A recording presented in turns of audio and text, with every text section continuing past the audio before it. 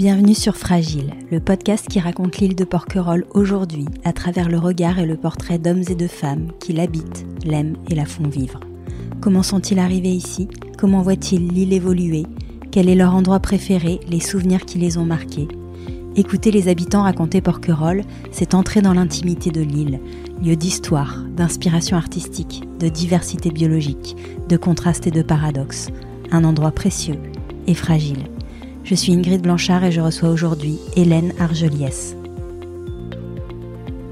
Bonjour Hélène, merci de me recevoir chez vous dans ce lieu un petit peu hors du temps, inspirant et inspiré j'imagine de votre vie personnelle. Vous êtes architecte et plasticienne, vous avez enseigné pendant 30 ans dans des universités d'architecture en France et au Japon. Vous êtes arrivée à Porquerolles en 1950, où vous exercez désormais en tant que coach en créativité pour le développement personnel, le bien-être et la santé. C'est une formule de coaching tout à fait originale qui porte le nom de Yokoso Porquerolles. Alors je sais, Yokoso Porquerolles. Bienvenue Porquerolles, voilà. Sur laquelle nous reviendrons. Vous avez de nombreux autres talents puisque vous êtes formé à la PNL, la programmation neurolinguistique, au yoga, à la danse classique, l'art vocal, la calligraphie japonaise et l'art des kakejiku. Une vie professionnelle et artistique riche et révélatrice de votre insatiable curiosité. Alors pour commencer Hélène, est-ce que vous pourriez me dire en quelques mots où vous êtes née, où vous avez grandi et préciser peut-être un petit peu le parcours professionnel et créatif que j'ai essayé de dresser. D'accord. Alors je suis née à Lyon, donc en 1941, sous les bombes et les fusillades. Et j'ai très rapidement été prise par ma grand-mère dans le sud à Martigues, parce que ma mère ne pouvait plus trop s'occuper de moi. Donc voilà, je suis quand même restée souvent dans le Midi, puis après je suis retournée à Lyon quand ma mère allait mieux. Et j'ai fait donc mes études secondaires à Lyon, et le début de mes études d'architecture également à Lyon, mais c'était une école qui était en dégringolade, ça ne marchait pas du tout, et bien que j'étais une des meilleures élèves, et donc on m'a envoyée à Paris. Et là, je dois dire que ma vie a commencé à beaucoup changer. J'étais la petite provinciale, on ne comprenait pas ce que je disais, l'accent n'était pas bon, enfin je ne sais pas quoi. Mais je m'y suis fait très vite, j'étais très contente. Et donc j'ai fait toutes mes études à Paris.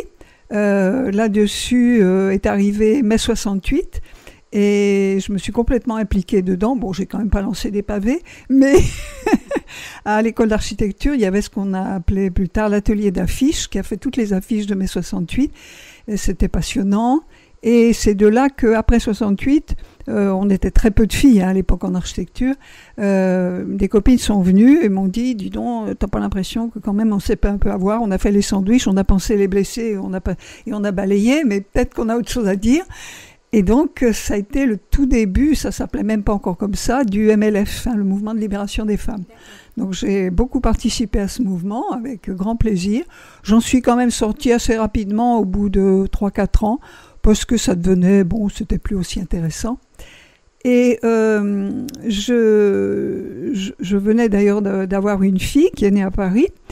Et c'était aussi l'époque où on avait l'idée de partir à la campagne. Il y en a beaucoup, c'était élever les chèvres. Bon, nous, on avait, avec mon copain, on avait un très bon boulot, professeur à l'école d'architecture et architecte. On n'avait pas envie d'aller élever les chèvres, mais on avait quand même envie d'aller vivre à la campagne. Et il s'est trouvé qu'à un Noël, justement, à la campagne dans les Cévennes, on a eu l'idée, vous savez, le soir de Noël, des fois, on est un petit peu, moi je bois pas, mais quand même, j'étais dans l'euphorie, si on créait un centre de stage pour les élèves architectes dans cette région, un truc un peu expérimental. Moi, j'étais enceinte de mon fils, mon deuxième enfant, et passé ça, on est rentré à Paris, et moi, je continuais à dire, mais on pourrait peut-être, alors tout le monde disait, oui, tu sais, les envies de femme enceinte, ça va, calme-toi, mais j'ai pas voulu en démordre. Et finalement, on en a parlé au directeur, qui était un homme vraiment très moderne à l'époque, assez jeune, et qui a dit pourquoi pas ponder un projet, et qui nous a même demandé de retourner dans les Cévennes à Pâques pour rencontrer des gens, je dirais le préfet, voilà, les gens qui pourraient étayer un projet comme ça. On est revenu avec un projet très solide, et là-dessus, on a été convoqué en fin d'année au ministère. Alors là, moi, j'accouchais en septembre, donc c'était plutôt le ballon, là. J'avais retenu ma place à la clinique à Paris. Et on rencontre le chef de cabinet de Malraux, à l'époque, c'était lui le ministre de la Culture, qui nous dit vous partez tout de suite. Alors on n'arrêtait pas de dire mais non. Alors mon ami disait mais attendez, non, là il faut qu'elle accouche. Et il a dit si vous partez, il venait à ça. Et il a fini par dire mais attendez, vous aurez 6 mois pour mettre en place aussi matériellement, les élèves vont pas arriver tout de suite. On a un peu réfléchi, on s'est dit ça se présentera pas 2 fois et on est parti. De là, on a créé donc un stage expérimental dans les Cévennes qui accueillait d'abord les élèves de UP6, une école d'architecture de Paris, et puis très rapidement, on a accueilli des élèves de toutes les écoles d'architecture et même encore d'autres universités. Donc c'est devenu un peu même un centre, on pourrait dire presque international. Ça a vraiment été expérimental. On a trouvé des tas de choses, c'était passionnant. Ça a duré 10 ans, et puis après ce genre de choses, d'abord le chef de cabinet avait pris sa retraite, voilà, il n'y avait plus de financement, il fallait arrêter. Et donc, je suis retournée à Paris, je restais dans les Cévennes, mes enfants y étaient et tout, mais je remontais à Paris, on va dire 1 fois par semaine, donc je dormais 2 nuits dans le train, 1 fois à l'aller, 1 fois au retour, 2 nuits à Paris et 2 nuits, donc je savais jamais trop quand je me réveillais la nuit où est-ce que j'étais, mais ça m'a permis de réinjecter dans l'enseignement vraiment traditionnel, on va dire, tout ce qu'on avait glané. Et puis assez rapidement, parce que ça faisait trop d'aller et venir, c'était quand même fatigant, un collègue d'architecture de l'école d'architecture de Marseille, lui il faisait les voyages inverses, il allait de Paris à Marseille, donc on a échangé les postes et j'ai été professeur d'architecture à l'école d'architecture de Marseille, donc professeur architecture et art plastique puisque j'ai la double formation, et on m'a très vite branché sur un architecte qui est très connu d'ailleurs, qui s'appelle Maurice Sauzet, qui avait était au Japon pendant 2 ans et qui a même construit et qui organisait chaque année des voyages pour ses élèves architectes. Et donc chaque année il me disait écoute, tu viens. Alors moi je disais oui, bon d'accord, mais je viendrai. Bon, le temps passait, j'avais jamais le temps, il y avait toujours autre chose à faire. Et alors à son dernier voyage, et je réalisais pas, je le savais, mais je veux dire j'oubliais un peu qu'il allait prendre sa retraite. Il m'a mis une pression pas possible, il a mis la pression à tous mes collègues qui eux se disent « Oh là là, vite on en profite ». Donc je me suis retrouvée propulsée dans un voyage que j'avais absolument pas préparé. Et je suis arrivée, il n'y avait pas, on va dire, une journée que j'avais mis les pieds sur le sol japonais, je me suis dit « mais je suis normale ». Alors que je m'étais quand même jamais dit que j'étais anormale jusque-là. Bien que quand même on me disait « T'es un peu bizarre toi », mais bon. Original peut-être. Voilà, enfin bref. Et donc, en rentrant, il m'a dit tu reprends le voyage, maintenant c'est toi, parce que moi je pars à la retraite. Ça a été un cadeau extraordinaire, parce qu'au début il m'a dit oui, je lui ai dit mais tu m'accompagnes. Ah non, je te file tous les dossiers, tu as 1 an pour préparer. Bon, j'ai préparé d'arrache-pied. Mais 15 jours avant le départ, il m'a dit je t'accompagne parce que tu ne pourrais pas, il faut que je t'introduise. Et c'était Ce premier voyage au Japon, c'est en quelle année ? C'était en 88. D'accord. Voilà. C'était un cadeau inestimable, puisque là, j'ai été accueillie par tous ceux qui connaissaient, les universités, etc. On a même fait rouvrir un temple de l'empereur qui était fermé depuis 10 ans, avec les jardins, et une maison de thé, pour faire une cérémonie du thé en l'honneur. Enfin, c'était mon intronisation, quoi. Donc, on ne peut pas souhaiter mieux. Et donc, voilà, j'ai repris après, et tous les ans, évidemment, j'emmenais des élèves. Et puis, quand j'ai pris ma retraite de l'école d'architecture, donc en 2000, j'avais vraiment envie d'y aller plus longtemps, de passer au moins 3 mois, 4 mois. Je venais d'avoir mon premier petit-fils et toutes mes amies ici à Port-Royal me disaient « Oh ben non, tu vas quand même pas partir, là maintenant t'es grand-mère, tu peux aider ta fille ». Bon, j'en brûlais d'envie, mais comme j'avais eu une vie très très mouvementée, après tout je me posais un peu, ça me faisait pas de mal, tout le monde me disait « Tu vois, quand même, t'as meilleure mine là maintenant ». Enfin bon, moi j'en rendais pas compte. Et puis ma fille, qui est vraiment une fille géniale, un jour m'a dit écoute maman, tu serais 10 fois plus intéressante en tant que grand-mère en partant vivre au Japon, au lieu de rester ici à tourner en rond comme un rat mort. Je me le suis pas fait dire 2 fois, je suis partie. Et j'ai vécu donc 7 années de suite au Japon, où j'ai appris avec des maîtres, donc un maître de kakejiku, les fameux rouleaux de peinture et calligraphie, et un maître de calligraphie. Et j'ai fait quasiment l'équivalent de comment on appelle ça en français ? PhD, c'est un doctorat, voilà. Donc, sur le sujet, parce qu'il n'y avait d'ailleurs rien d'écrit, rien, les Japonais ne sont pas des théoriciens. Donc, j'ai aussi créé beaucoup d'œuvres, j'ai fait beaucoup d'expositions. Ça a été un succès, je ne pouvais pas imaginer les journaux, etc. Enfin bon, la gloire, quoi. Là, j'étais reconnue, alors qu'en France, on ne me comprenait pas trop, mais là, oui. Et là, j'ai été quand même invitée à continuer, à rester, parce que j'avais même à la fin imaginé une maison du Kakejiku pour présenter après le travail, tout ce que j'avais trouvé, etc., qui est une suite. Une maison que vous aviez envie d'importer jusqu'en Occident ou... Alors, c'était d'abord pour le Japon, parce qu'au Japon, il n'y avait pas d'endroit pour se renseigner. Tout ce que j'avais trouvé, j'ai quand même mis 7 ans, et donc je me disais, là, il faut quand même savoir ça. D'ailleurs, même les Japonais, au fond, parce que j'ai animé des tas de petits ateliers de mini kakejitu, comme j'en fais d'ailleurs encore, pour qu'ils comprennent, en fait, ils en voient partout. Mais ils savent plus ce que ça veut dire, à quoi ça sert, comment on en fait. Donc, ils étaient très contents. Et là, je voulais qu'ils retrouvent leur culture, qu'il y ait un endroit, etc. Bon. Donc, une maison du Kakejiku, donc une petite maison d'information, quoi. Et donc, j'ai fait un projet avec un cabinet avec lequel j'étais en cheville, donc en France, parce que là, j'avais plus d'agence. Et...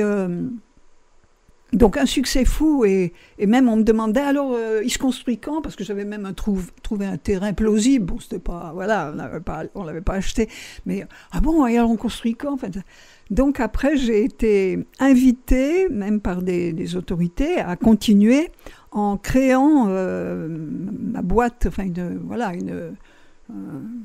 boîte. J'ai pas eu le courage à ce moment-là, bien que tout le monde me disait on va t'aider, vous en avez les capacités, pas de problème. Je parlais quand même un peu mieux japonais. Je n'ai pas eu le courage parce que de ma famille, je fais partie d'une grande tribu que j'adore, et qui est à Porquerolles, basée à Porquerolles. Même si tous ne sont pas là, on se retrouve tous à Porquerolles régulièrement. Et il n'y en a que 2 de la tribu qui sont venus. Tous en disant non, c'est pas notre tasse de thé, on n'ira pas.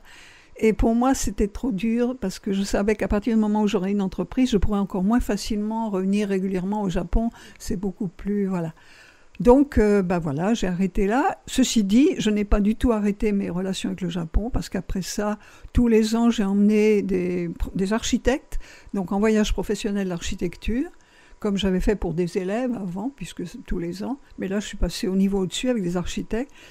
Et jusqu'à il y a 1 an et demi, mais là, bon, je suis en train de filer le manche à un ancien élève qui est excellent, que j'ai déjà emmené 3 fois au Japon. Et je vais y retourner, bien sûr, je vais y retourner en novembre prochain.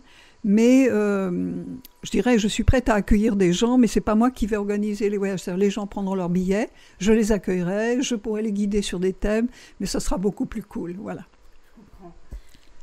Formidable expérience au Japon. Hein. D'ailleurs, on est dans un lieu qui vraiment respire cette culture. Hélène, vous avez évoqué Porquerolles au milieu de votre récit, qui a été propulsé entre les Cévennes, Paris et le Japon. Alors, Porquerolles, vous y êtes arrivée comment ? Alors, j'y suis arrivée par l'intermédiaire de ma famille. Mes parents, ma tante, mon oncle, mon père, ma mère étaient très amis avec Claude et Monita Richet, Monita étant l'aînée des filles Fournier.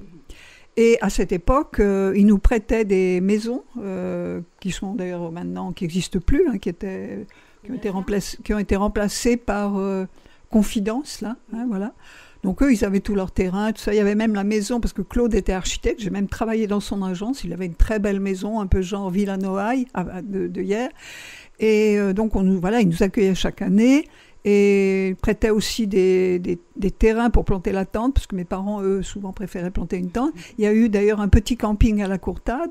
On y a été longtemps. Mon père travaillait avec Claude pour voir comment on allait pouvoir continuer en mettant des sanitaires, etc. Parce qu'il était à l'inspection sanitaire. Il travaillait à l'inspection sanitaire à Lyon, donc il pouvait l'aider. Et on était tout le temps avec les enfants de Claude et Monita, qui étaient un petit peu plus jeunes que nous. Mais voilà, on jouait tout le temps avec eux et on est restés d'ailleurs très amis. Voilà. Du coup, vous arrivez à Porquerolles, vous êtes enfant, oui. À 9 ans, oui, c'est oui. ça. Et vous vous installez pour de bon à Porquerolles en quelle année ? Alors, je m'installe pour de bon à Porquerolles je ne saurais plus dire exactement. C'est à la suite du décès de mon oncle. C'était avant l'an 2000. Ça devait être 2 ou 3 ans avant l'an 2000.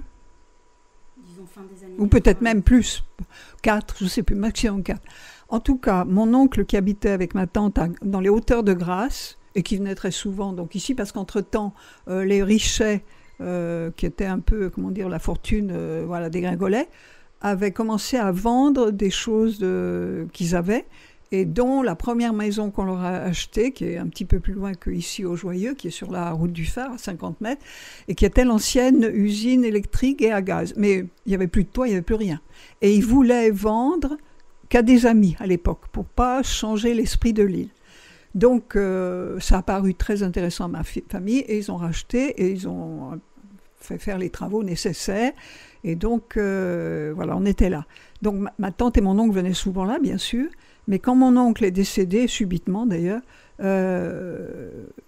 ne savait pas trop, parce que ma tante ne conduisait pas, elle était dans les hauteurs de Grasse. Moi, j'enseignais à Marseille, c'était très sympa, mais je me disais régulièrement, je ferais peut-être bien d'aller ailleurs et pourquoi pas venir vivre à Porquerolles, puisque je peux regrouper mes heures d'enseignement et puis là, la route, elle est tellement agréable, en 2 heures, c'est pas pire qu'à Paris où j'avais vécu, au contraire. Oui, mais néanmoins, c'est vrai que quand on vient ici en tant qu'estivant et quand on fait le choix de s'y installer, c'est quand même un choix assez déterminant.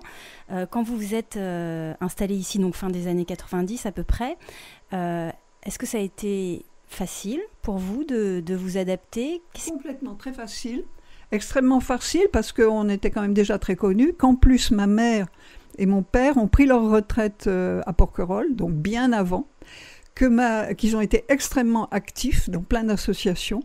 Mon père avec la SNIP, qui était une association pour les bateaux, et ma mère qui a fondé la bibliothèque de Porquerolles, qui existe toujours. Donc il n'y avait aucun problème pour venir. Oui. Vous étiez déjà un petit peu chez vous.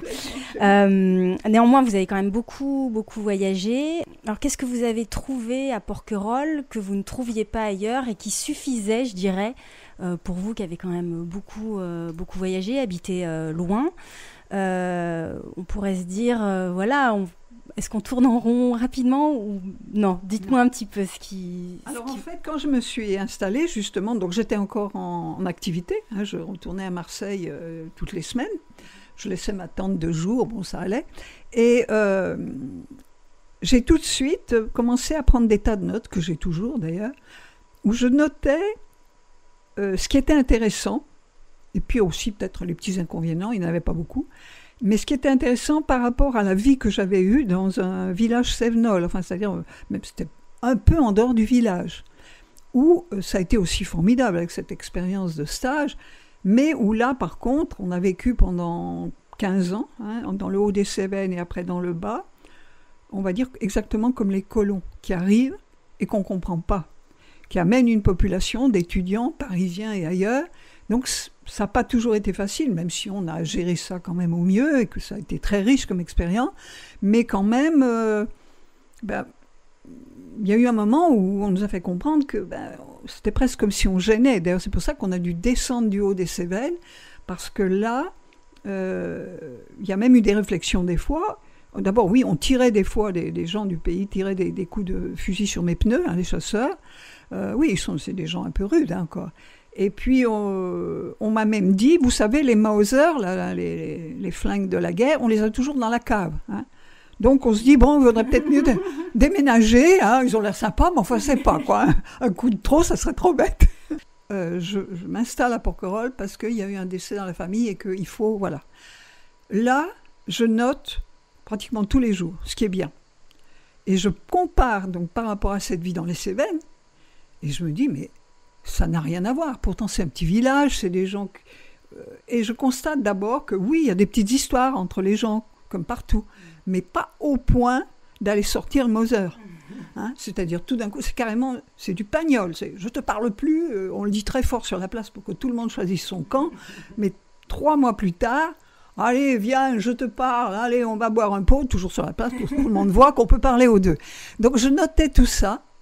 Je notais les réflexions de certaines personnes, comme une femme qui était de la famille Fournier, là, et qui, un jour sur le bateau, dit « Ah là, moi je vais sur le continent », puis avec un air un peu énervé, Et je dis, ah bon, mais pourquoi? Elle me dit, oui, parce que tu sais, quand on vit tout le temps au paradis, ça devient vite un enfer. Alors moi, je ne pouvais pas m'en rendre compte puisque je travaillais encore. C'est-à-dire que donc je sortais de cet enfer, entre guillemets. Bon, ok. Et puis, une autre fois, alors je dis juste 2-3 trucs, parce que je pourrais, je vous dis, publier déjà un livre là-dessus. D'ailleurs, j'ai eu envie de le publier avec l'aide d'une, parce que moi, je ne suis pas tellement écrivain, mais d'une écrivaine.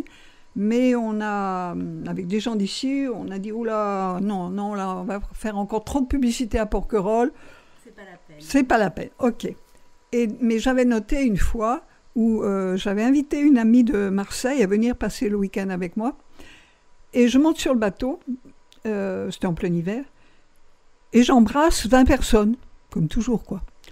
Et là, je reviens me réasseoir à côté d'elle, elle me dit, tu embrasses tout le monde comme ça à chaque fois? Je dis, bah oui, je les connais. Et elle me dit, tu crois que j'embrasse tout le monde dans le bus, moi, chaque fois que j'y monte?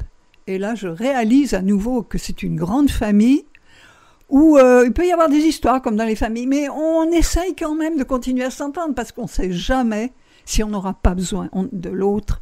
On est trop peu nombreux. Il n'y a pas assez d'aide, de services du continent qui viennent.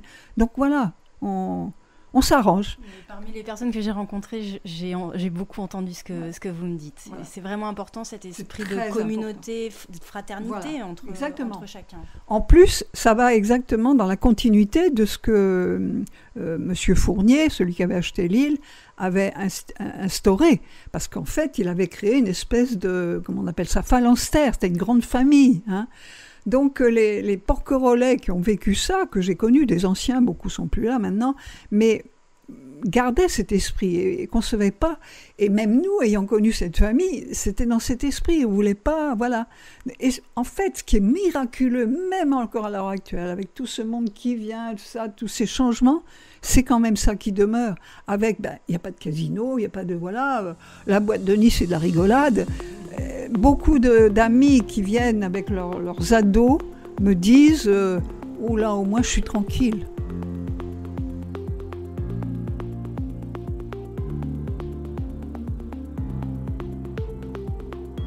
Alors du coup, je reviens sur ma question. Une de vos journées sur l'île, à quoi ça peut ressembler? Alors, depuis que je suis revenue du Japon, ça... Comment dire? Il y a une routine qui, elle, ne change pas trop, qui est sportive, parce que j'ai toujours aimé qui est souvent, je me lève très tôt, et puis je vais faire un footing, ou c'est-à-dire c'est la nature. En été, j'aime bien aller très tôt aussi sur la plage, avant les touristes. Là, je ramasse un peu des bordilles, et puis après, je fais un petit plouf. Les bordilles? Les bordilles, c'est oui, dans le sud, on dit, c'est ce que les gens ont laissé, les mouchoirs, bon. Il y en a de moins en moins, d'ailleurs, je trouve ça, les gens progressent, je suis très content. Et donc, après ça, je rentre, et là, on va dire, c'est quand même très variable, parce que je continue à avoir énormément d'activités. Dans les premiers temps, les 2 premières années, c'était plus des petits ateliers pour les Porquerolais, des petites conférences. Je fais souvent des petites conférences sur un sujet ou un autre, des petits ateliers de calligraphie, comment on vit au Japon, plein de choses. Et puis, j'ai fait aussi 2 années de suite, en revenant du Japon, 2 expositions qui ont eu beaucoup de succès, mais je n'ai rien vendu. Et donc, ça m'a coûté cher, beaucoup de temps. Et les gens d'ailleurs, mais c'est merveilleux, oh là, ce qu'ils font ces Asiatiques, non, l'Asiatique c'est moi, excusez-moi, mais bref, donc les gens étaient vraiment émerveillés, mais disaient, mais je ne vois pas où je mettrais ça chez moi. Alors là, au bout de 2 ans, je me suis dit, bon, alors là, il va peut-être falloir que tu orientes ton travail autrement. Et c'était en 2012, moi j'ai toujours suivi des tas de formations tout au long de ma carrière, donc en PNL, je ne sais plus, un nombre de diplômes, je ne les calcule plus, pour faire plein de choses, américains, français, bref, japonais. Et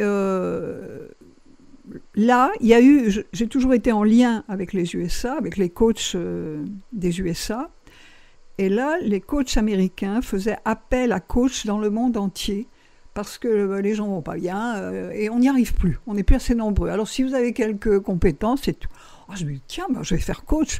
Alors je vais voir les écoles de coach, je vois c'était assez cher, il fallait 5 ans. Oh, j'en avais un peu marre d'accumuler des diplômes, puis ça n'allait pas être immédiat pour faire rentrer un peu d'argent. Et en regardant le programme, je vois que j'avais tout fait par petits morceaux.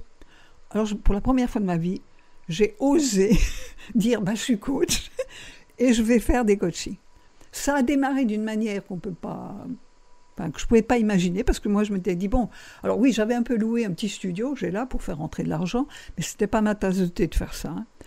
Et surtout que c'est dans une propriété familiale et qu'il fallait faire attention, même si les gens étaient très gentils. Et donc, je venais juste de boucler la saison, c'était fin septembre, et une fille de la famille qui s'occupe de location, elle avait bugué, comme on dit ici, ça arrive souvent pour Corlay, elle avait loué le même jour, et la même chose, à 2 couples différents. Donc, elle m'appelle, tu ne peux pas me dépanner, est-ce que je peux donner ton numéro de téléphone? Je ne pouvais pas lui dire non, elle est de la famille, donc oui, donne. Et puis, en attendant que la femme appelle, j'étais là, je me disais, non, ça m'énerve. Et l'idée me traverse, mais une idée complètement folle. Je vais lui dire, c'est avec coaching ou rien. Comme ça, elle dira non, elle ne va pas venir. Et donc, je dis à la femme ça, alors elle me dit, c'est quoi ce truc-là? Je dis, écoutez, c'est pas bed and breakfast, c'est une autre nourriture, voilà. Ah bon voilà, spirituel, mais bon. Ah bon, écoutez, j'en parle à mon mari. Et moi, je raccroche, ravie, en me disant, c'est bon, j'ai fait ma BA, là, elle ne me cassera pas les pieds. Elle me rappelle 5 minutes plus tard et me dit, écoutez, on est d'accord, vous avez un site? Pas encore. Incroyable. Et évidemment, elle arrivait, je ne sais plus, 2 jours plus tard, j'ai vite fait une fiche avec 20 thèmes de coaching possibles. Le soir, ils arrivent, je leur tends la fiche et je leur dis, regardez, puis dites-moi à quelle heure vous voulez que je vienne demain matin, non pas pour faire ça tout de suite, mais vous me direz à quel moment dans le week-end vous voulez, et quel thème vous avez choisi. Elle me dit 10h, j'arrive le lendemain matin, 10h, ils ne connaissaient rien à rien, ils posaient des tas de questions, et moi, passionnée, je parlais, d'ailleurs là je parle trop, mais bref. Et donc, tout d'un coup, la faim me tenaille, je me dis c'est pas possible, j'ai soif, j'ai faim, je jette un coup d'œil à la montre, ça faisait 4h, il était 2h de l'après-midi. Et là je leur dis, écoutez, vous savez quelle heure il est? Et non. Et, excusez-nous, je dis non, écoutez, partez à la plage, vous êtes quand même venus pour ça, et puis là, je vous vois ce soir si vous voulez. Oui, bon. Le soir, je suis revenue, d'abord ils n'avaient plus la même tête, et je me disais tiens, et là ils me disent, vous savez quoi? On ne sera plus jamais les mêmes. Je dis, c'était le but. Et ils me disent, on peut parler de vous? Je dis, mais je vous en prie. Et c'est parti comme ça. Et j'ai fait ça pendant, je ne sais plus combien d'années. Comme il y a quand même très peu de locations à Porquerolles, j'ai tenu ferme. C'est-à-dire, allô? Oui, mais c'est avec coaching. Ah bon? Oh non, ça ne m'intéresse pas. Ou alors, ah bon, c'est quoi? Parce qu'ils n'avaient rien trouvé. Allez sur mon site, parce qu'entre-temps, évidemment, je l'ai créé. Donc finalement, ils prenaient, ça a tellement pris que les gens, alors il y en a plein qui sont revenus, et d'année en année, j'ai des amis, là ils sont sur le bateau, ou dans une location, puis il y a les enfants, machin, vous voulez pas les prendre aussi? Enfin, je dois dire que l'été, je n'arrêtais pas. Là, je suis en train de, ça change, parce que ça devenait même un peu fatigant, d'une certaine manière, surtout que l'été, je trouve personne pour faire le ménage exactement comme j'ai envie, voilà, un peu même très à la japonaise d'une certaine manière. Donc voilà, quand des fois j'en trouve une personne, puis après, et moi je ne pouvais pas sans arrêt, voilà. Donc j'étais en train de me dire, ça c'était en septembre dernier, ça serait peut-être bien que je trouve quelqu'un un peu à l'année, ou enfin que... Un coup de bol énorme, ma fille qui a sa boutique, une petite employée qui allait chez sa tante, mais bon, vu son âge, elle me dit, tu voudrais pas lui louer? Et voilà, et donc ça y est. Et ça tombe très très bien, parce que là, ma carrière est en train à nouveau de changer, avec des tas de formations que j'ai faites, qui me permettent de travailler beaucoup plus par Messenger, et puis parce que je sens bien, et on me l'a dit, bon, il faut que tu reprennes une dimension internationale, tu en as la capacité, donc c'est pas parce que tu as 78 ans et que tu te dis non, tu as tout à fait les moyens, et je le sais, donc voilà, il y a un gros revirement. Porquerolles restera ma base, parce que c'est un lieu de ressourcement incroyable, qu'il y a toute ma famille, que voilà, que pour moi c'est un peu le Japon.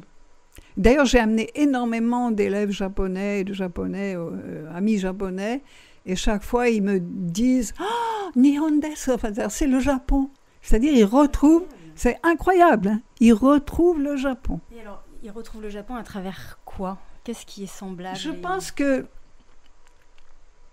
c'est difficile à expliquer ici en Occident, cette histoire. Les Japonais ont une sensibilité, on va dire, énergétique 10 fois plus développée que la moyenne des gens en Occident, qui est une sensibilité, on pourrait dire, presque animale. Hein, par exemple, les animaux, ils sentent les tremblements de terre avant qu'ils arrivent. Eux, je ne vais pas dire que ce sont des animaux, hein, mais quand même, quelque part, ils ont gardé beaucoup plus de cette sensibilité qui permet de sentir un lieu avec toute cette énergie, l'énergie des gens, simplement en arrivant et sans même étudier quoi que ce soit. Hein. C'est-à-dire que, alors ça c'est plus personnel, mais moi à chaque fois que je reviens à Porquerolles, il se passe un truc entre la navette et le moment où j'arrive dans le village, quelque chose qui se tient au niveau du sternum. Voilà, et bien c'est ça. Bon, voilà, donc ils sont beaucoup plus sensibles à des choses comme ça. Et il se trouve, je peux le dire, hein, ayant vécu au Japon, que l'énergie qui se trouve ici à Porquerolles est quand même un peu du même type que ce qu'on retrouve à plein d'endroits au Japon. Hein. C'est-à-dire...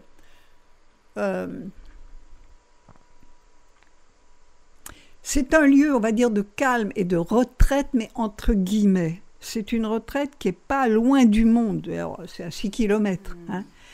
C'est une retraite qui ne vous coupe pas du monde. Ce n'est pas comme aller dans le désert ou au fin fond du Népal. Non, ce n'est pas ça. Et pourtant, ça apporte quand même la même chose. C'est incroyable. Après, ça crée un dépaysement presque choc, parce que en l'espace de 6 kilomètres, on arrive... je me souviens, quand j'étais enfant, d'ailleurs, j'avais fait une petite rédaction, là, j'étais à l'école primaire, hein, j'avais dit on se croirait à Tahiti. Mais on continue à se croire à Tahiti. Et il n'y a qu'à voir le comportement des gens quand ils arrivent, et que des fois, nous qui travaillons, hein, on est obligés en plein été de traverser le flux à contre-courant pour prendre le bateau. Les gens ont complètement oublié la civilisation et tout. Ils occupent toute la largeur, ils sont là, et voilà, ils sont à Tahiti, ils sont arrivés à Tahiti. C'est ça, donc ce flot, Bon, donc j'en viens à cette question. Vous avez eu l'occasion de quitter Porquerolles parce que vous êtes installé fin des années 90, vous êtes parti au Japon pendant une longue période. Est-ce que vous avez ressenti quelque chose de particulier loin de l'île et quelque chose de particulier à votre retour? Est-ce que quand vous étiez au Japon, l'île vous a manqué? Alors, ce qui m'a manqué, c'est ma famille. L'île ne me manquait pas puisque je retrouvais Porquerolles au Japon. Donc ça va. Et à plein d'endroits. J'ai énormément parlé du Japon, de Porquerolles au Japon. Les amis étaient intéressés. Beaucoup d'amis après sont venus. J'ai fait connaître Porquerolles à des Japonais. C'était votre façon d'emporter Porquerolles avec vous. Voilà. Et d'ailleurs, il y en a qui continuent à venir parce que parce que les Japonais ont besoin que des gens. Alors, je fais partie des gens. J'ai reçu le titre de pont vivant au Japon, c'est-à-dire qu'on estime que je suis exactement comme une Japonaise, mais je suis quand même née en Occident, j'ai la culture occidentale, et je peux du coup faire passer leur culture en Occident et vice-versa, facilement, ce qu'eux n'arrivent pas encore complètement à faire. Ils s'y mettent, hein, mais ils ont du mal. Et donc, ils m'ont reconnu pont vivant, ce qui est un titre vraiment... Voilà. Quelle est la saison à Porquerolles que vous préférez et pourquoi? En fait, il y en a 3 que j'aime énormément et une un peu moins. Je réponds comme ça. Est-ce que c'est celle dans laquelle on vient d'entrer? Pas du tout. Pas du tout. Alors, j'adore l'été parce que là, je vais revoir toute ma famille qui va défiler. Là, bientôt, les Américains arrivent. Après, ça sera bon parce que la famille, elle est un peu répartie dans le monde entier. Donc, c'est super. Là, je me régale. La foule ne m'a jamais gênée, surtout ayant vécu au Japon. Hein. Ici, les gens, je dirais pas que c'est des Japonais, mais enfin, ils sont plus cool qu'en ville quand ils sont là. Donc moi, ça ne me gêne pas. Puis Puis il y a toujours possibilité ici de trouver des lieux tranquilles, exactement. Même pendant l'été. Exactement. Et puis, même, je veux dire, me retrouver au milieu de la foule ne m'a jamais gênée. Même moi, j'ai habité Paris, la foule ne me gênait pas. J'ai une capacité d'absorption en moi-même et d'intériorisation qui est très japonaise. C'est-à-dire, je veux plus entendre, je veux plus voir.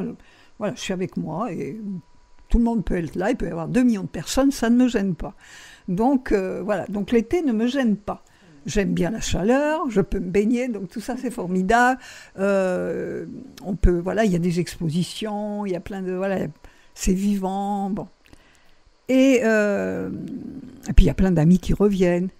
L'automne, c'est super parce que là, tout d'un coup, quand même, on souffle un peu, on reprend nos activités avec les associations, on fait du théâtre, on fait plein de trucs, c'est vraiment génial.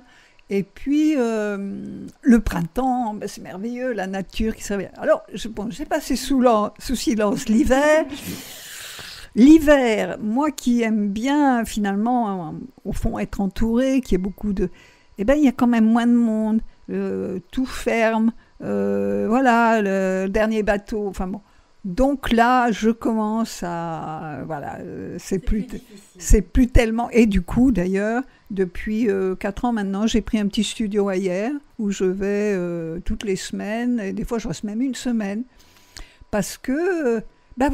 j'ai compris la phrase « quand on reste tout le temps au paradis, ça peut devenir l'enfer ». À l'époque où elle me l'avait dit, il y avait beaucoup moins de monde qui venait, il faut bien le dire en plus. Hein.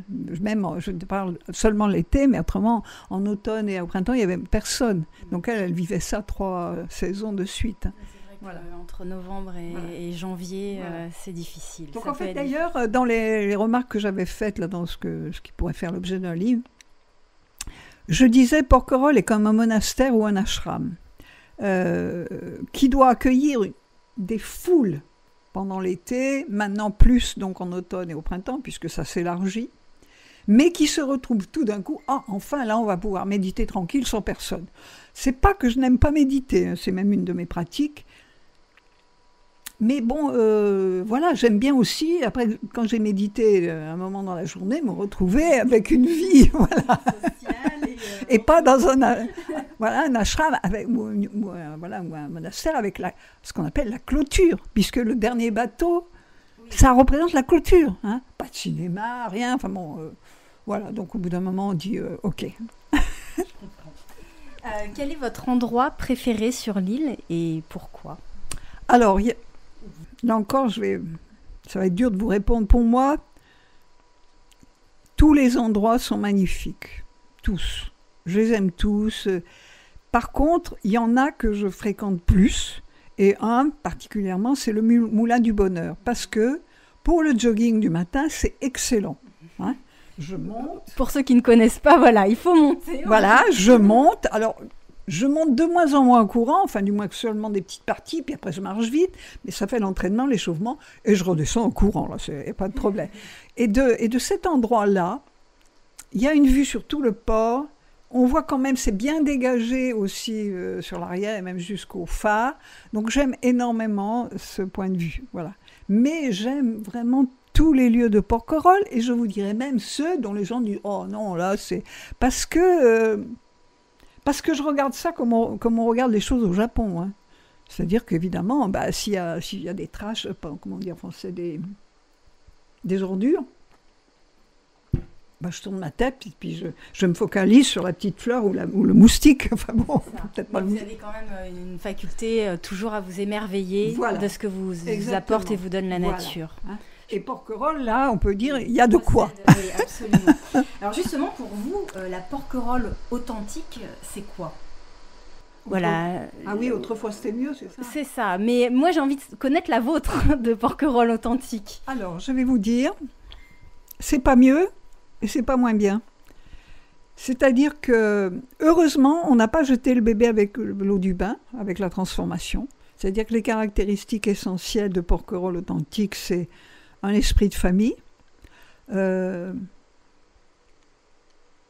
sécurité, quand même. On n'a pas besoin de fermer sa porte. Enfin, voilà, je veux dire, sécurité pour les gamins. Tous les gamins sont les gamins de tout le monde, quelque part. Hein. C'est-à-dire que n'importe qui voit un gamin qui va faire une connerie, il le reprend comme un parent. Hein, il ne va pas immédiatement à la police. Non, c'est voilà. Après, si vraiment ça va trop loin, oui. Donc ça, c'était déjà comme ça, c'est resté comme ça, c'est formidable. La convivialité est quand même restée très forte. Hein. Après, il y a une chose qui reste aussi, qui est absolument extraordinaire, c'est le mélange des classes. C'est-à-dire qu'il n'y a pas de notion de classe, et de niveau social. C'est-à-dire, quand il y a des réunions avec la mairie sur les sujets du parc, etc., et tout le monde est convoqué, je veux dire, le PDG de la Shell est là avec le balayeur du coin, et tout le monde parle a droit à la parole, et voilà. Ça, c'est extraordinaire. Et là, je retrouve le Japon. Parce qu'au Japon, dans n'importe quelle entreprise, partout, la femme de ménage est convoquée aux réunions. Toutes les réunions de toutes les semaines. Donc, il y a il n'y a pas de hiérarchie, il n'y a pas de, voilà. Après, en plus, les gens très aisés, qui ont un niveau social, voilà, avec des yachts, ils arrivent, ils ne peuvent même pas rentrer dans le port, certains, il faut qu'ils viennent en canoë, bon, très bien. Donc, on voit bien qu'ils ont... Mais ça reste des gens qui sont simples, ils vont pas... Ou alors, ils restent pas, quoi, je veux dire. Voilà. De toute façon, ils n'y trouveraient pas leur compte. Non, voilà. Ils ne trouveront pas leur compte. Donc, il y a un esprit simple, voilà. Où en fait, on est tous...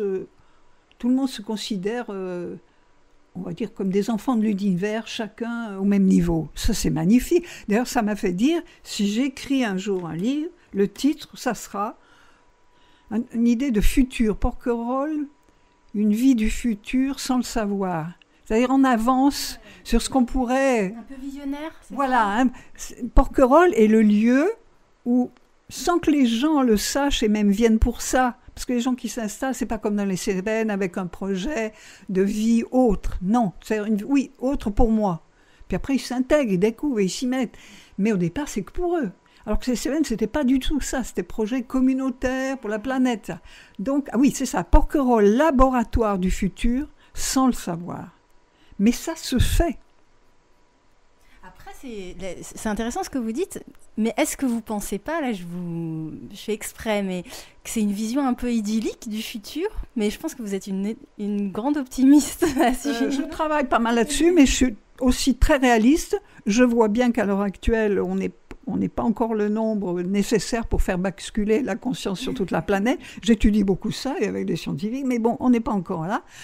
Mais vous voyez qu'il y a... Mais je vois un changement, rien que dans le ramassage de tout ce qui traîne. Alors, c'est général d'une manière générale, mais quand même, à Porquerolles, je suis désolée, il y a 5 ans, je remplissais des fois 2 sacs. Hein. Là, des fois, c'est même pas un petit sac. D'ailleurs, je suis presque déçue parce que je me dis, bon, c'est idiot. Non, c'est pas ce travail. Mais bon, voilà. Oui, d'ailleurs, les gens qui laissent quelque chose maintenant, ils sont tout de suite interpellés. Donc en fait, je pense que là encore, même si on dit rien aux gens, les gens sentent. C'est un peu comme si ils arrivaient effectivement au paradis.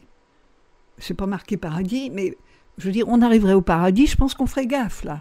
Qu'on se dirait, oula, là quand même, je vais pas faire le con parce que j'ai bien de la chance d'arriver là, hein, en gros. Donc il y a quelque chose comme ça.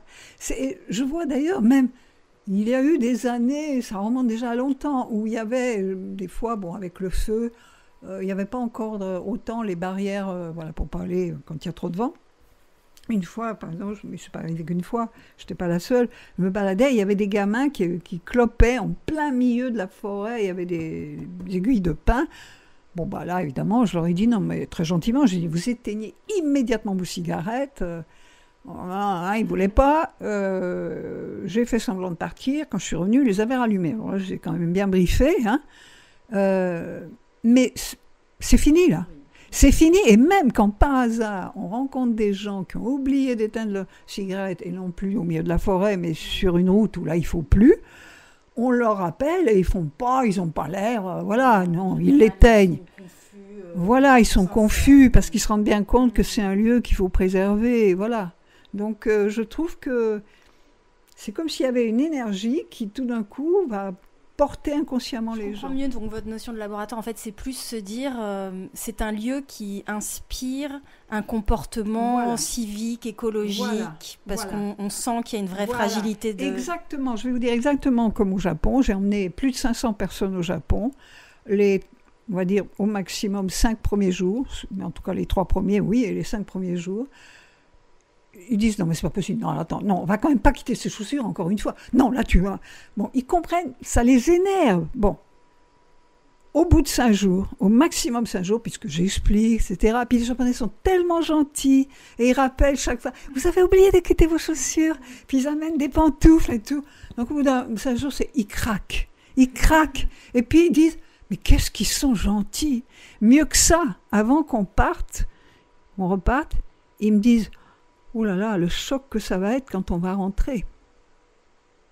Et j'ai eu des élèves que j'ai emmenés donc pendant des années, pendant 3 semaines. La veille du départ, ils paniquaient. Et quand on était rentrés, ils mettaient des fois 2 mois à pouvoir à nouveau se mettre...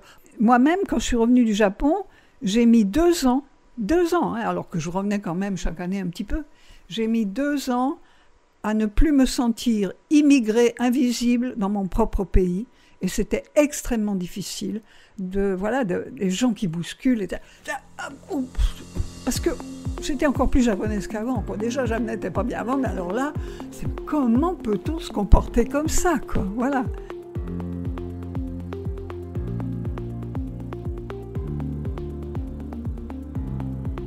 Est-ce que vous pourriez me raconter un souvenir ou une anecdote marquante de votre vie à Porquerolles ? Oui. Ça vient vite. J'en ai plein. Alors, j'y avais pensé, mais j'en ai plein, mais j'en ai une que j'adore. Claude Richet, donc, qui était le mari de Monita, et qui, à cette époque-là, ils avaient les terrains de Notre-Dame. Alors après, avec les héritages, ils ont échangé. Enfin bref. Mais à cette époque-là, ils avaient tout Notre-Dame, etc., la place de Notre-Dame. Et cette maison qui est tout au bout de Notre-Dame, qui a servi au film Pierrot le Fou. À l'époque, avec les enfants de Claude et Monita et mes cousins, nous allions jouer dans cette maison. C'était notre maison, puisqu'il n'y avait personne à l'époque, il n'y avait pas de touristes. Donc, c'était vraiment notre maison. Et puis, une fois, donc au bout d'un certain nombre d'années, on arrive à la maison et là, un chien nous saute dessus et un homme sort de la maison. Allez, vous qu'est-ce que c'est Alors, on était consternés, puis on n'allait pas se risquer, on avait peur. On rentre le soir, et alors, je précise une chose, on était donc petits, donc la taille était petite, et Claude mesurait 2 mètres. Et donc, on voit Claude, et on lui dit, il y a un monsieur là-bas, il s'est installé avec un chien et tout. Et là, la réponse, l'extraordinaire, il fait, oh mon Dieu, le pauvre homme, il ne doit pas savoir où loger. Il faudra que j'aille le mettre à l'aise. Et donc, il a pu rester et on n'a plus pu jouer. Ah oui, c'est pas mal. C'est pour montrer aussi l'esprit qu'il y avait, qui était hérité déjà des Fournier. C'est-à-dire un esprit très généreux, d'accueil, voilà. Et puis c'est intéressant d'avoir cette histoire de cette maison qui est quand même qui est une vraie maison marquante de Lille. Oui. Bon, c'est vraiment une belle histoire. Alors, j'aimerais passer à un autre sujet sur l'ouverture de la Fondation Carmignac. Oui. L'année dernière sur Lille, après de longues années de travaux, a soulevé des questionnements chez les Porquerolais. Cette année, elle présente sa 2e collection dans un climat qui semble, en tout cas, plus apaisé. Comment vous avez vécu cette installation et quel regard vous portez aujourd'hui sur ce lieu artistique devenu un lieu important de Lille ? Ok. Alors, j'ai su très tôt qu'il y avait ce projet, qu'on a attendu, qu'il y a eu des rebondissements. Personnellement, j'étais très favorable, même si je ne suis pas du tout férue d'art moderne, et que même il y en a dans l'art moderne qui ne me plaisent pas du tout. Mais bon, je sais qu'il y a aussi des choses bien. Et je pensais que ça pouvait être vraiment intéressant. Ceci dit, alors surtout quand on voyait l'attitude des Porquerolais, qu'est-ce qu'on va nous amener, qu'est-ce que c'est que ce truc-là, enfin bref, ça a été très dur. Je me disais, oui, il ne faudrait pas non plus que ça apporte des choses qui... Mais j'avais quand même bon espoir. Et je n'ai vraiment pas été déçue à l'ouverture, même s'il y a des choses qui ne m'ont pas plu du tout dans cet art-là, D'abord, le bâtiment, alors là, en tant qu'architecte, je dis la restauration est fabuleuse. Donc moi, j'y vais même à la limite que pour ça. Le reste, il y a toujours une ou deux œuvres qui me plaisent. Donc non, ça c'est formidable. Après, Monsieur Carmignac et son fils ont vraiment su s'adapter justement à l'esprit de Porquerolles d'une manière extraordinaire, en employant des gens de Porquerolles. Vraiment, ils sont rentrés, voilà, ils se sont fait adopter progressivement. Quand ils ont ouvert, ils ont d'abord ouvert au Porquerolles avec une générosité, là encore, extraordinaire. Vous avez assisté, j'imagine, à cette fabuleuse soirée d'inauguration c'était merveilleux, magique, donc vraiment. Et j'étais d'autant plus contente que j'ai su assez rapidement que Charles, le fils, donc, avait été envoyé à Naoshima, une île du Japon, de la mer intérieure du Japon, où il y a un musée d'art moderne international très très connu, et voilà, où j'ai été. Et je me disais, parce que en l'an 2000, oui, j'avais fait un truc spécial avec le consul du Japon à Marseille, j'avais lancé une bouée à la mer en disant, et pourquoi pas jumeler Porquerolles avec une petite île du Japon. Et là, le consul m'avait dit, ah oui, allez-y, cherchez. Bon, j'avais toujours pas trouvé, mais quand j'étais à Noshima, j'ai dit, mais attends, là c'est Porquerolles, voilà, il faut faire un jour quelque chose. Donc quand j'ai su qu'il y avait ça, et qu'après, j'ai su que M. Carmignac avait envoyé son fils à Naoshima, j'ai dit, bon, là, il faut quand même... Voilà. Alors, on n'en a pas encore parlé, c'est toujours dans mon projet de le rencontrer pour pousser un peu ça. Donc, pour moi, c'est vraiment un plus pour l'île.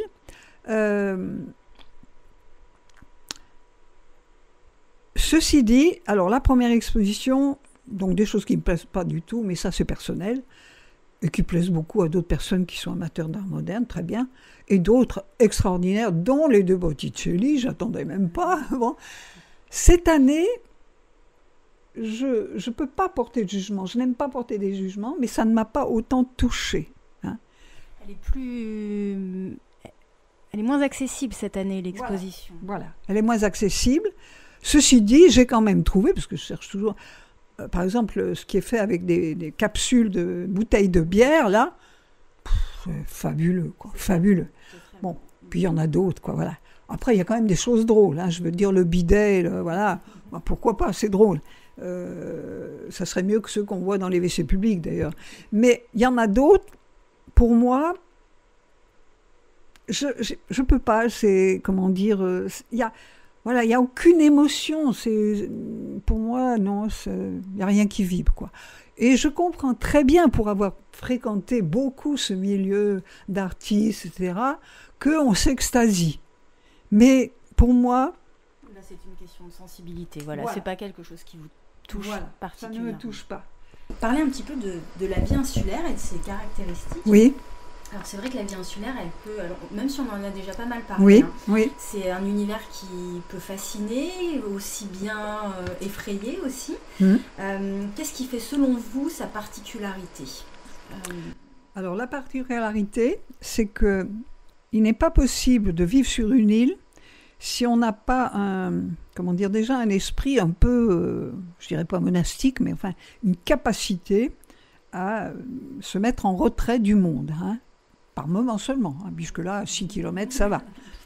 Donc, il faut avoir cette capacité. D'ailleurs, quand des jeunes, par exemple, viennent voir les jeunes de ma famille, « Ah, j'aimerais bien m'installer et tout, hein. » Tous les jeunes de ma famille qui vivent ici disent « Oui, enfin, écoute, réfléchis bien, parce que c'est pas sûr que tu arriveras à rester.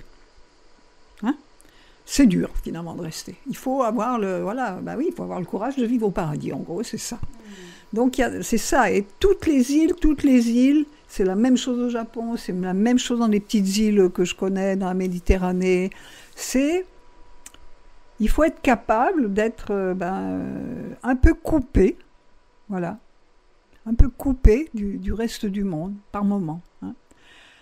Ça va impliquer de faire un petit effort pour vraiment s'entendre sur des choses où si on est en ville, c'est pas grave, hein, je change de quartier, ou je leur parle plus, ou même si c'est dans l'immeuble, je m'en fous. Hein. C'est pas possible ici, c'est impossible. Ça va durer 3 mois, comme je dis, mais ça ne peut pas durer plus. Ça peut pas. Ça sera même intenable pour l'un comme pour l'autre. Hein. Donc, voilà.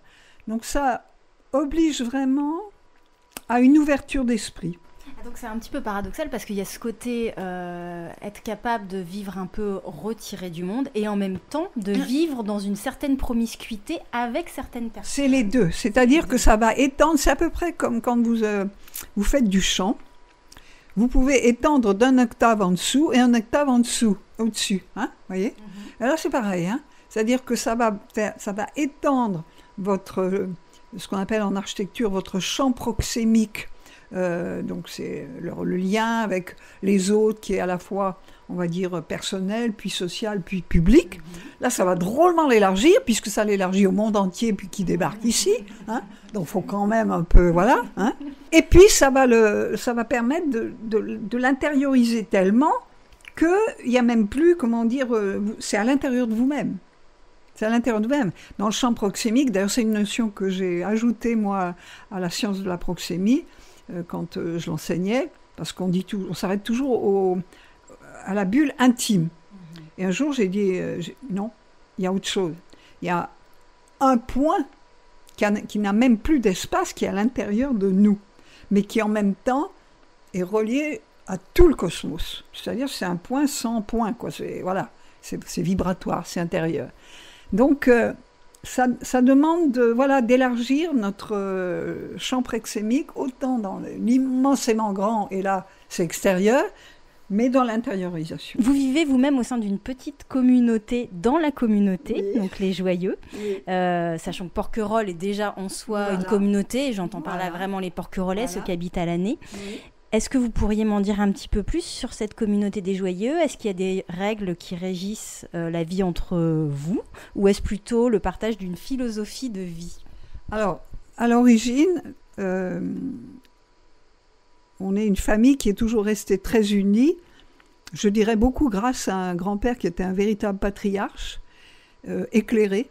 C'est-à-dire que vers la fin de sa vie, à une époque où il y avait encore quasiment personne de son âge qui pouvait dire des choses comme ça, il disait, l'air absolument ravi, « Oh, j'ai de tout dans ma famille. J'ai des croyants, j'ai des non-croyants, athées, j'ai des gens de droite, j'ai des gens de gauche, j'en ai qui sont mariés et d'autres qui vivent, voilà. » Donc, et il était béat. Et il rajoutait toujours, « De toute façon, une famille, c'est fait pour s'entendre, autour des enfants, pour élever les enfants. » Quel beau cadeau il nous a laissé. Donc, on a été élevés là-dedans. Et en fait... ma tante, ma mère, tout ça, ont continué ça.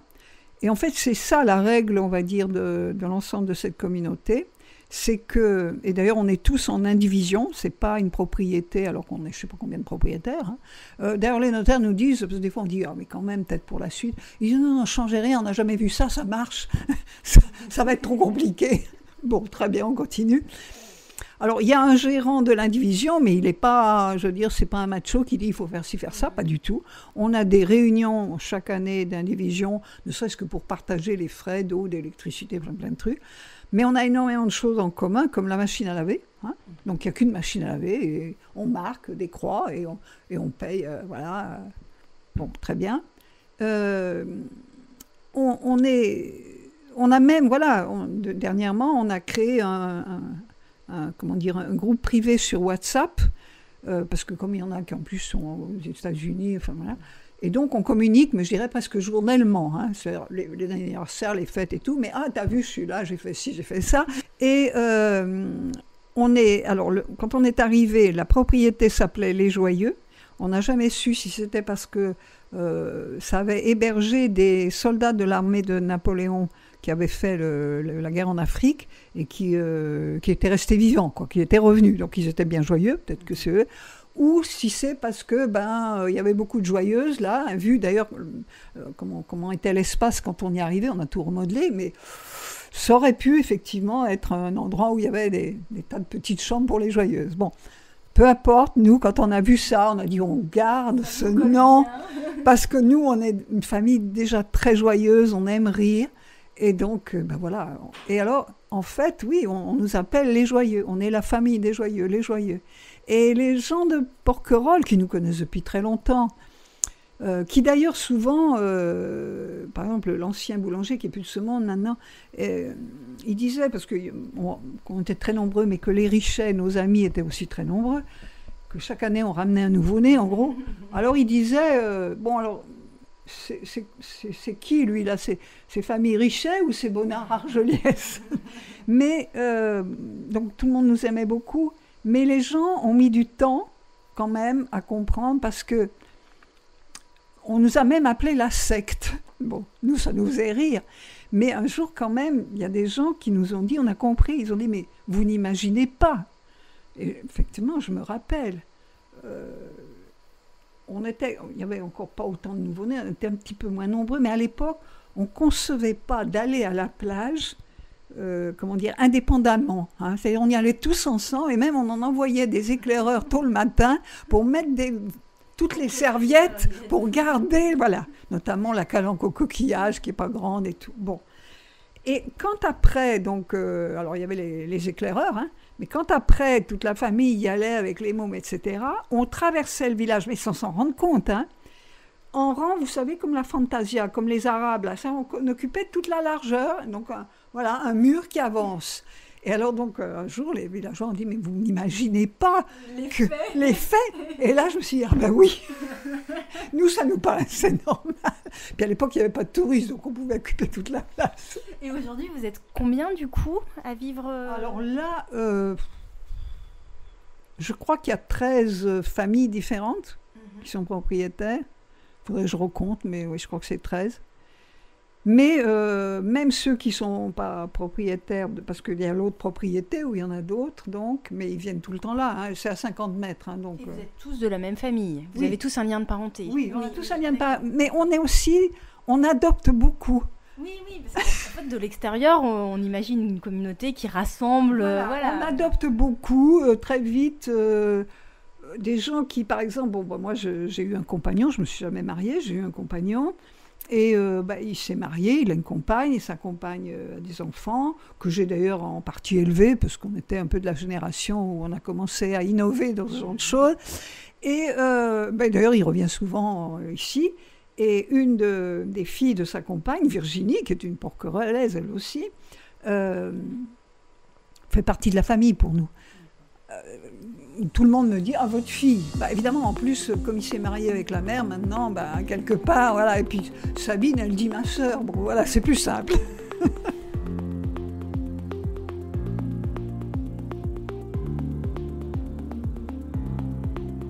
L'hiver, c'est vrai que l'île revêt un tout autre visage. On entend souvent qu'il faut avoir passé 1, voire 2 hivers complets sur l'île pour prétendre connaître la vie sur l'île.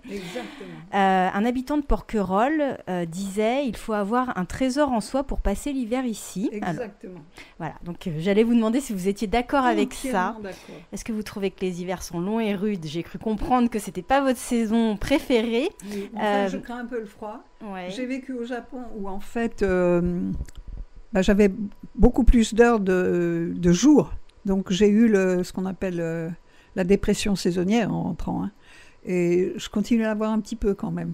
Et alors, du coup, votre trésor à vous? Parce que cette personne qui disait il faut avoir un trésor au fond de soi pour passer les hivers à Porquerolles. Mon trésor à moi. Mais il est complètement intérieur, en fait. Il est complètement intérieur. C'est-à-dire que, oui, quand je me rends compte que, il y a une petite baisse... comme je suis coach, que j'ai travaillé énormément d'outils, que je connais comment... Donc voilà, je fais ce qu'il faut. Et c'est complètement intérieur. Un coup, ça va être un truc, des fois, c'est carrément... allez, hop, va courir. Ou alors aussi, des fois, allez, tu connais pas Porquerolles, finalement, tu n'as quand même jamais été tout à fait... Alors, j'essaye de découvrir des nouveaux trucs. C'est souvent mon trésor intérieur. Moi, j'ai toujours été une pionnière, une envie de découvrir, voilà. Donc, c'est un peu mon trésor intérieur. C'est-à-dire que ça va être le moment où je vais aller beaucoup plus sur le net, découvrir des trucs en neurobiologie, en ceci, en cela.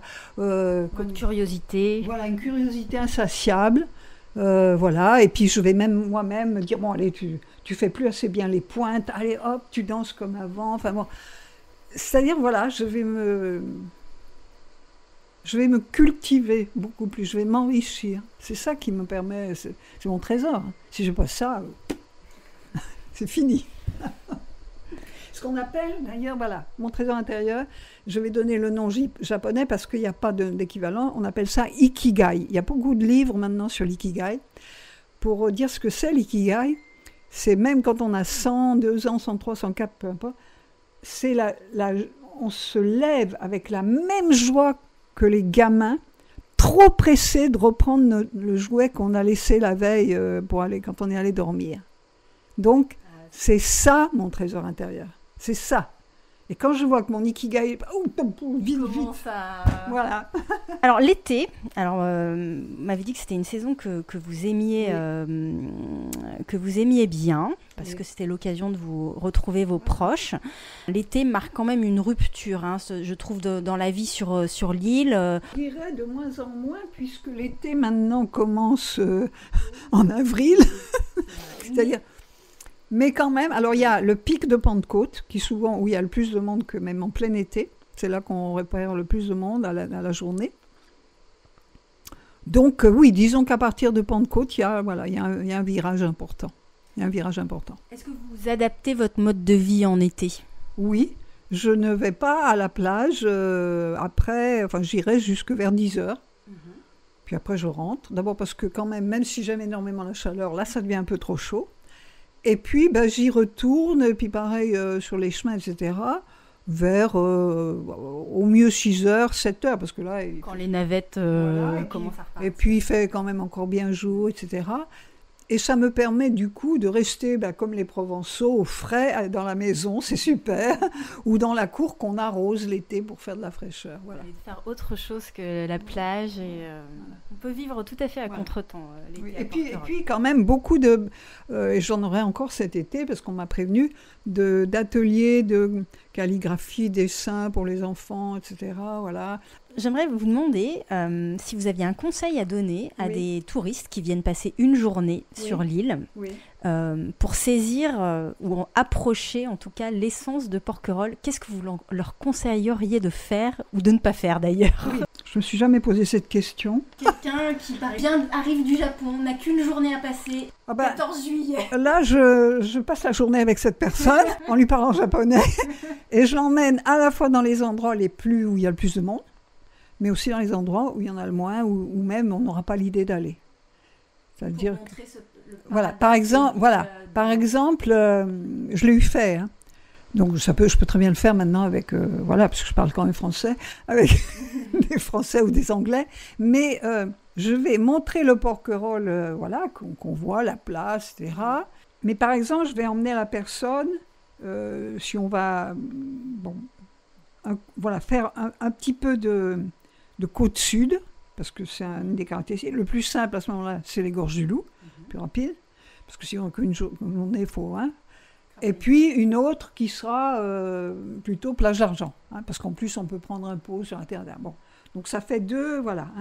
Mais, par exemple, quand on va aller aux gorges du Loup, je les ferai rentrer dans le petit observatoire qui donne sur le marais. Personne n'a l'idée d'y aller. Les enfants. Les enfants. Voilà. Mais là, automatiquement, j'emmène les personnes là. Voilà. J'explique l'architecte, comment il a fait ça, pourquoi je le connais bien, enfin voilà. Tout ça, après, ça me permet de parler du traitement des eaux, des choses comme ça. C'est-à-dire que je vais montrer un Porquerolles à la fois très touristique et puis un Porquerolles qu'on ne peut pas soupçonner. Et puis, je vais évidemment parler de ce qui est quasiment jamais montré, ni dans les journaux, ni à la télévision, qui est justement ce Porquerolles, des Porquerolles, et qui se retrouvent presque entre eux, et que c'est pas si évident, voilà. Donc c'est ça que je transmettrai. C'est un parcours touristique qui est assez séduisant. Je pense que si vous n'avez pas de projet dans les 10 prochaines années, c'est ça. Surtout quand on voit le nombre de touristes qui cherchent leur chemin et qui... Ils m'ont appelé Madame Japon, et dès qu'ils ont un Asiatique avec lequel ils savent plus se débrouiller, là-bas où ils m'appellent, des fois c'est même des Coréens, mais bon, j'arrive à me débrouiller, c'est pas grave. Pour terminer, regardez un petit peu vers l'avenir. Comment vous voyez l'île évoluer et quel regard vous portez sur ces changements ?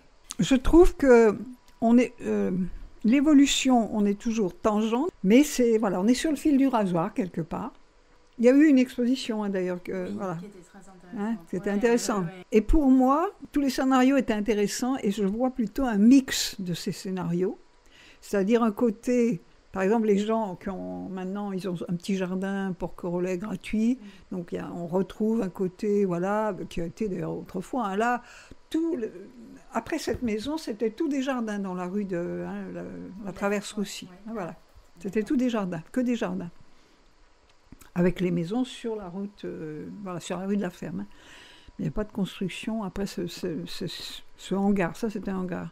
Et donc, oui, mais je vois aussi, justement, cette évolution vers le laboratoire, c'est-à-dire que je vois de plus en plus de séminaires, d'entreprises, de développement personnel, de plein de choses qui se font sur l'île, dans les hôtels comme...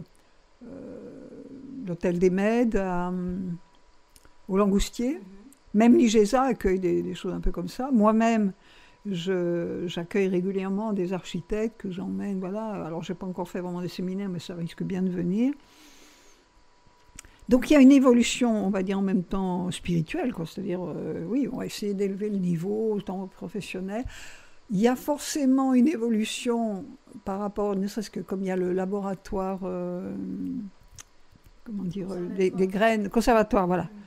Donc, même s'ils n'ont pas beaucoup de moyens, même si des fois on critique, non, il continue à tourner. Donc, ça aussi, c'est une bonne base qui va permettre de... Après, alors, voilà, il y a une difficulté, quand même le voir, c'est par rapport, on dépend de Hyères, de la ville d'Hyères.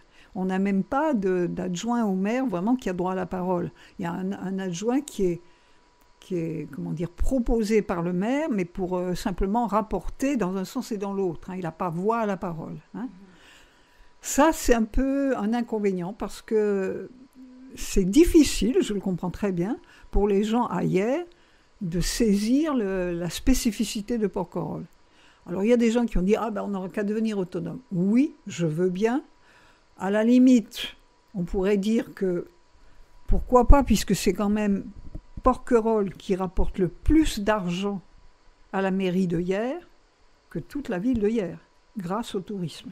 Hein. Donc, on pourrait dire « Écoutez, hein, maintenant, on se gère, puis vous vous débrouillez. » Je ne pense pas que, pour l'instant en tout cas, ça soit jouable. Donc là, il y a une difficulté, parce que il faut régulièrement rappeler à la mairie d'Hyères que, voilà, doucement. Mais voilà, avec l'histoire de la crèche qu'ils voulaient supprimer. Pas penser, vous aurez qu'à mettre vos enfants à la crèche à Hyères. Mais ça, finalement, c'est presque un atout pour l'évolution, parce que ça resserre les liens des Porquerollais avec une conscience de la richesse de cette île, donc qui va peut-être permettre de... Voilà. Après, je crois... Surtout avec l'histoire des petites îles, là, dont s'occupe Maxime Prodormides, entre autres.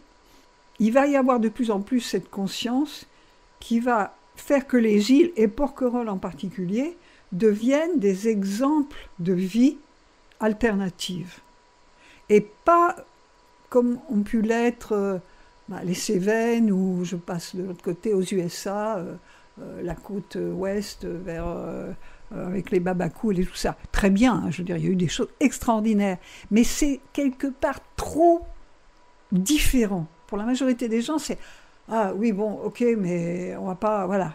Là, il n'y a pas de babacool, il n'y a pas... C'est-à-dire que ce désir de convertir le monde, hein, là, puisque c'est le laboratoire du futur sans le savoir, donc... à la limite, il y a plein de choses que je vous ai dites, vous le dites au Porquerolles, ils vont vous dire « Ah bon, voilà. Moi, c'est parce que j'ai un regard d'universitaire, de personne qui a beaucoup... que je peux faire cette... mais les gens n'en ont pas conscience. Mais ça se fait. Ça se fait, et ça se fait avec les gens, voilà, monsieur et madame tout le monde. Et c'est important. Et je vois bien, d'ailleurs, là encore, et je compare à nouveau au Japon. Les gens, j'ai emmené plus de 500 personnes au Japon.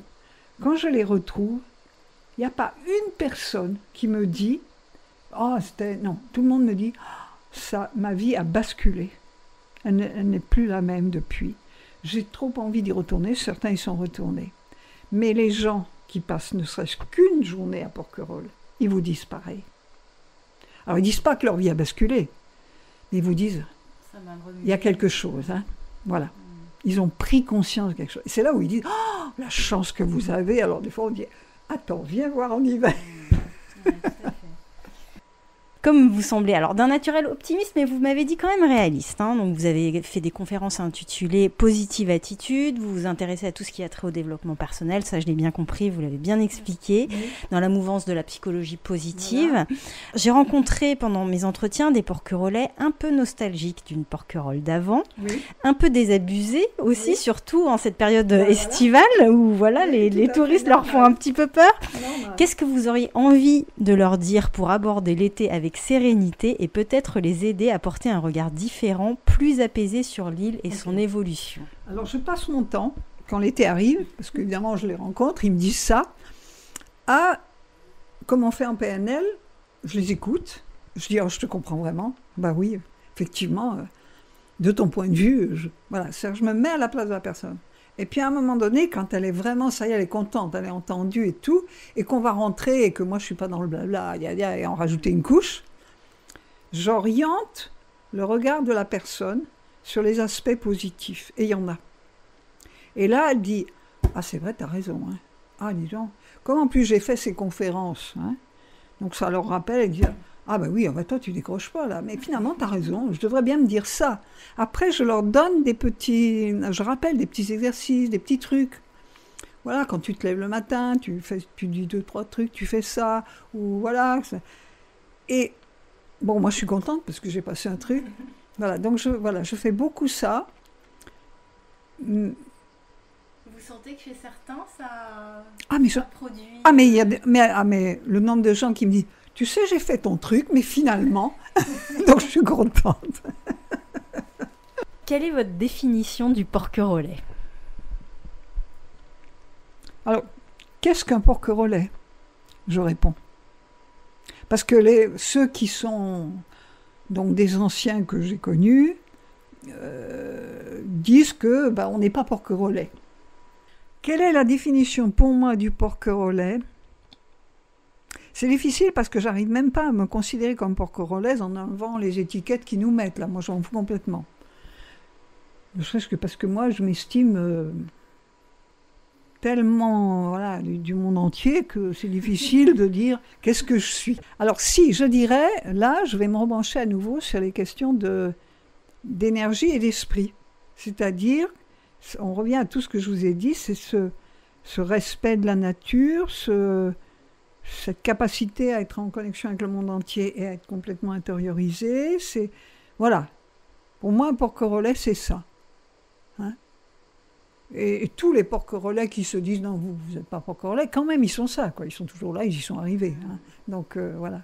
Même si leur champ, on va dire, d'ouverture au monde est peut-être un petit peu moins large que le mien, sauf que là, il s'élargit de plus en plus, vu qu'en plus, ça fait marcher leur commerce. Donc, ils s'y mettent. Dernière question, Hélène. En évoquant porquerolles, on parle d'écrins, de joyaux de la Méditerranée, de la perle des îles d'or, un peu à la façon d'un portrait chinois. Quel serait, selon vous, l'objet ou l'image la plus évocatrice de porquerolles? Le mont Fuji, vous allez rire. Les Mèdes, pour moi, qui est le sommet le plus haut, que j'ai représenté à la japonaise, dans une exposition que j'ai faite d'ailleurs, un peu comme aurait dessiné Okuzai ou Hiroshige, parce que c'était même un petit clin d'œil que je faisais, comme les Japonais ont adopté notre manière de dessiner à partir de l'ouverture du Japon à l'Occident. Et je me suis dit, tiens, je ne sais plus quelle c'était une année clé, oui, c'était l'année du Japon en France. J'ai retourné le truc, en dessinant porquerolles, rien qu'à la japonaise. Bon, ça m'est facile, hein, parce que j'y arrive bien mieux comme ça qu'à l'occidental, même si j'ai appris le dessin occidental. Et donc, j'ai représenté les Mèdes, avec le sommet où il y a ces rochers, là, qui sont un peu blancs, et puis le dessous, mais ça se rapproche du mont Fuji, avec le sommet blanc. Et pour moi, j'ai même, alors là, bien avant, j'ai intégré, à un moment donné, j'ai changé de signature, à peu près au moment où je suis partie où j'allais régulièrement au Japon, où j'ai découvert le Japon. Il s'est trouvé que, oui, ma vie a basculé, voilà. Et à ce moment-là, ma signature ne me convenait plus du tout, celle de l'adolescence, j'avais conservé, bon. Je l'ai changée, et en fait, j'ai intégré dedans ce dessin Donc de cette... faudrait que je vous le montre, d'ailleurs ce serait plus simple. Voilà. Donc voici ma signature. Je commence par ça, on pourrait dire, c'est le mont Fuji ou c'est le sommet de Porquerolles. Hein, c'est-à-dire, en fait, il y a un sommet. Et puis après, j'ai écrit mon nom. Voilà. Alors il y a comme ça. Et le H est là. En fait, donc A, R, G, E, 2 L, I, E, S, plus quand même 2 oiseaux, hein, ou des fois j'en mets qu'un. Et puis là, je rajoute mon H de Hélène. Alors en fait, là, vous avez le niveau de la mer, qui est le mont Fuji, il est au-dessus d'un lac en plus. Là, vous avez les voiles de bateau, vous voyez. Voilà. C'est extrêmement poétique. Et pour moi, Porquerolles, c'est les Mèdes et le mont Fuji. C'est vraiment une très belle conclusion, je vous remercie infiniment. Merci beaucoup de m'avoir accueilli chez vous, dans votre univers. Merci à Hélène pour son insatiable curiosité et cette exploration de l'île nourrie de ses voyages et enseignements. Si ce n'est pas déjà fait, vous pouvez toujours vous abonner au podcast Fragile sur Apple Podcasts, Deezer, Spotify ou toute autre plateforme d'écoute. Cela vous permettra d'être notifié des nouveaux épisodes tous les 15 jours. Et si cet épisode vous a plu, surtout, n'hésitez pas à en parler autour de vous. Pour les détenteurs d'iPhone, si vous voulez apporter un vrai coup de pouce au podcast, laissez un avis 5 étoiles sur Apple Podcasts avec un petit commentaire. C'est la meilleure manière de le soutenir et ça me fait toujours très plaisir de vous lire. On se retrouve très vite. À bientôt.